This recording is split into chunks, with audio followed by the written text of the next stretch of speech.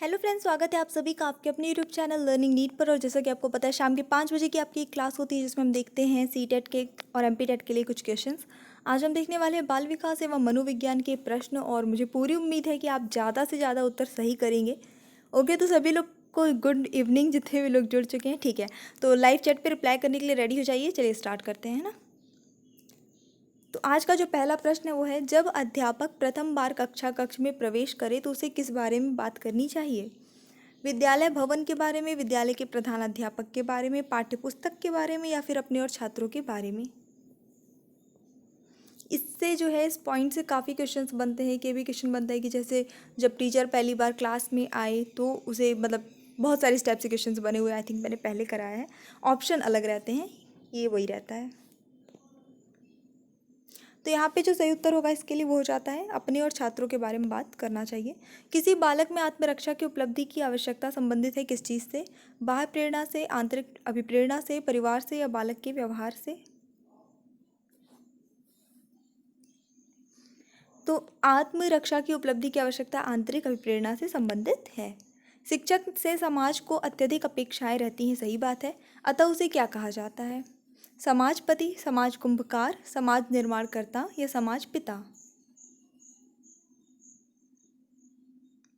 तो एक शिक्षक को समाज का निर्माणकर्ता माना जाता है। ठीक है, we are teachers, we create world, society. तो यहाँ पे ऑप्शन नंबर सी सही होता है। बिल्कुल, जितने भी लोगों ने सी गेस किया था सही है। वैसे गुरु को कुम्हार भी बोला गया है दोहों में, लेकिन फिलहाल यहाँ पे जो हम पेडागोजी में देखेंगे, निर्माणकर्ता अगर ऑप्शन में है तो आपको वही लगाना है। निम्नलिखित में से कौन सी शिक्षण पद्धति बच्चों में लोकतांत्रिक जीवन शैली को प्रोत्साहित कर सकती है? सामाजिक अंतःक्रिया, व्याख्यान पद्धति, खोज पद्धति, प्रयोगात्मक पद्धति?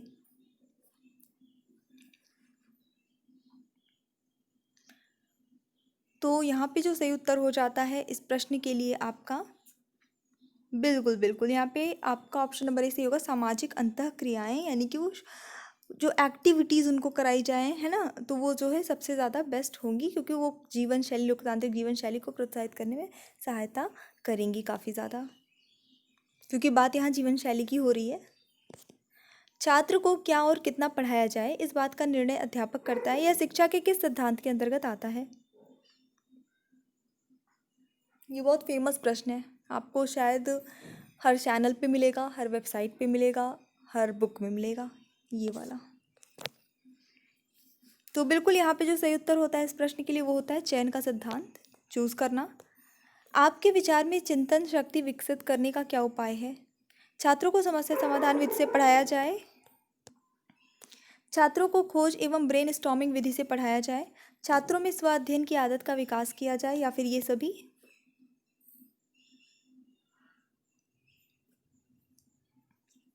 तो यहाँ पे जो सही उत्तर होगा वो होगा आपका ऑप्शन नंबर ए, छात्रों को समस्या समाधान विधि से पढ़ाया जाए। शिक्षा का अभिरुचि सिद्धांत क्या बताता है?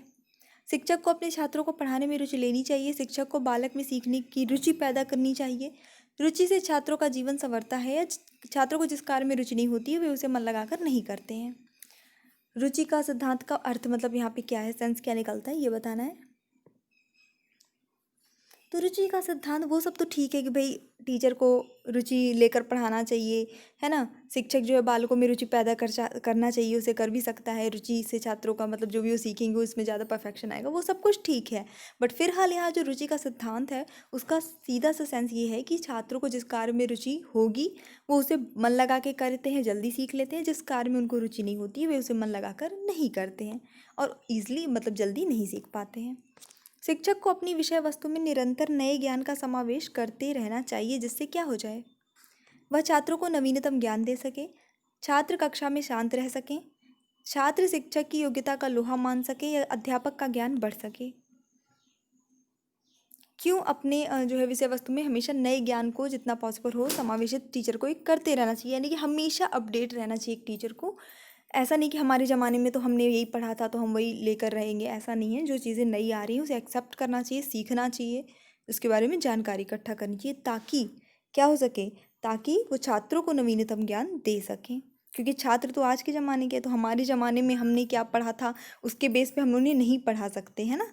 हमें उन्हें आज के लिए, हमें उन्हें भविष्य के लिए तैयार करना है, ना कि भूतकाल के लिए।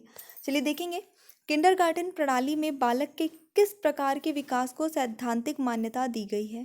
तीव्र विकास का सिद्धांत, नियमित विकास का सिद्धांत, स्वतः विकास का सिद्धांत, अनियमित विकास का सिद्धांत।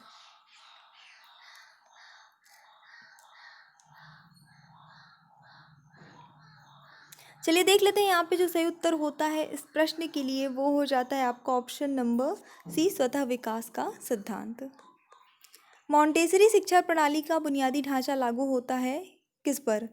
2.5 से 6 आयु वर्ग के बालकों की शिक्षा पर, 4 से 8 आयु वर्ग के बालकों की शिक्षा पर, 10 वर्ष से बड़े बालकों पर, या फिर इन सभी पर? तो यहाँ पे सही उत्तर होता है आपका 2.5 से 6 आयु वर्ग के बालकों की शिक्षा पर। मतलब कि जब जनरली बच्चा जब 6 साल का होता है तो फर्स्ट क्लास में जाता है, तो उसके पहले जो वाली क्लासेस होती हैं वहाँ पे।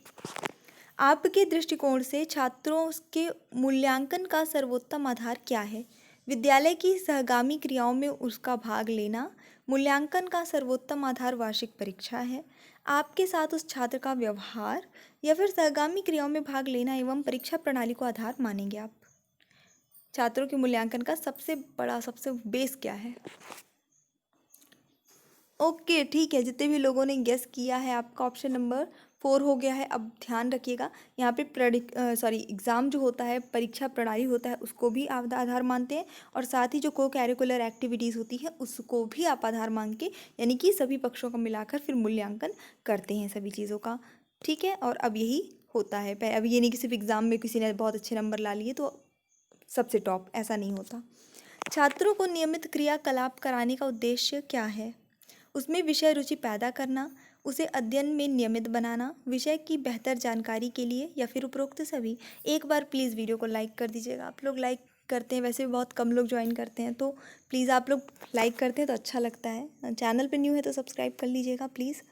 तो यहाँ पे जो करेक्ट आंसर होगा उपरोक्त सभी हो जाता है। एक्चुअली ये सारे ही जो है उद्देश्य हैं, जो भी कुछ ना कुछ आजकल आप लोगों ने देखा होगा, चाहे प्राइवेट स्कूल जितने भी हैं, चाहे छोटे हों चाहे बड़े हों, गवर्नमेंट में भी होता है, ऐसा नहीं, मैं नहीं कह रही गवर्नमेंट में नहीं होता, लेकिन प्राइवेट में क्या है, वो चीज़ें उभर के आती हैं, दिखाई पड़ती हैं, लोग वो शो ऑफ करते हैं थोड़ा सा, सामने से ज़्यादा वो समझ में आता है।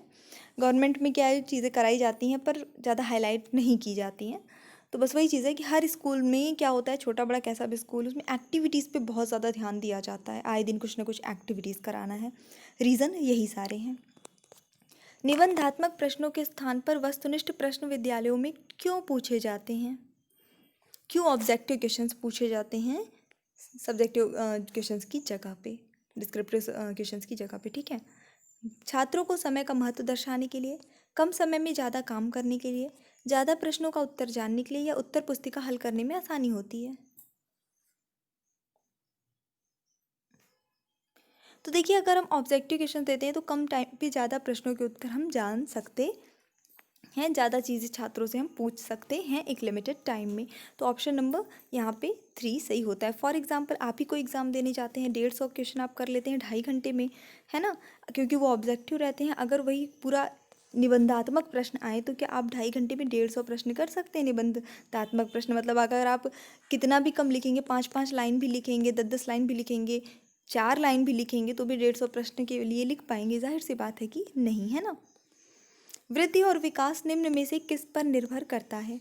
वातावरण पर, आनुवांशिकता पर, वैयक्तिक अंतर पर, या फिर इन सभी पर?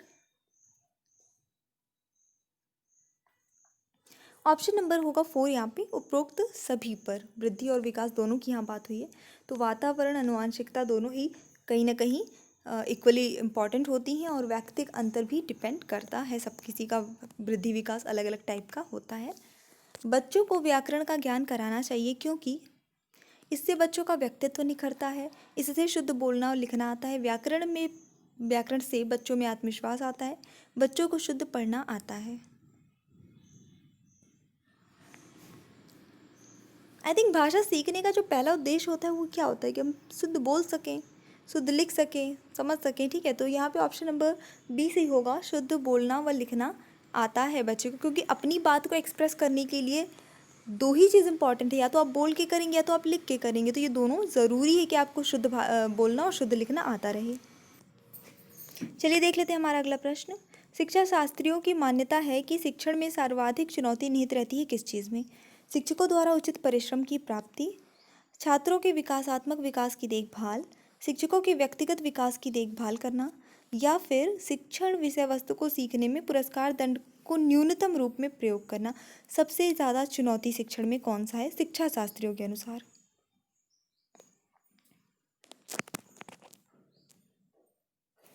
तो यहाँ पे देख लेते हैं सही उत्तर क्या होगा। तो शिक्षा शास्त्रियों ने ऐसा माना है कि शिक्षण में छात्रों के विकासात्मक विकास की देखभाल कर पाना ये जो है एक चुनौतीपूर्ण कार्य है। बिहार सरकार ने मजदूरों के बच्चों को पढ़ाने के लिए किस तरह के प्रयास किए हैं? चरवाहा विद्यालय की स्थापना, पत्राचार पाठ्यक्रम आधारित शिक्षा की व्यवस्था, जातीय शिक्षा की व्यवस्था, या फिर ये सभी?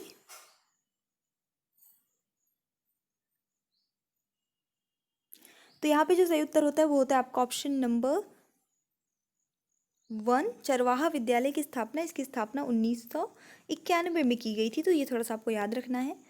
राष्ट्रीय शिक्षा नीति 1986 की मुख्य विशेषता क्या है? समानता के लिए शिक्षा, अल्पसंख्यकों के लिए शिक्षा, अनुसूचित जातियों के लिए शिक्षा, या उपरोक्त सभी?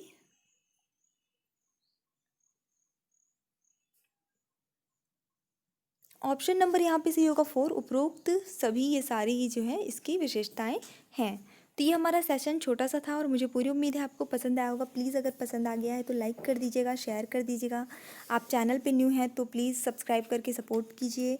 And thanks for watching, keep studying and bye bye.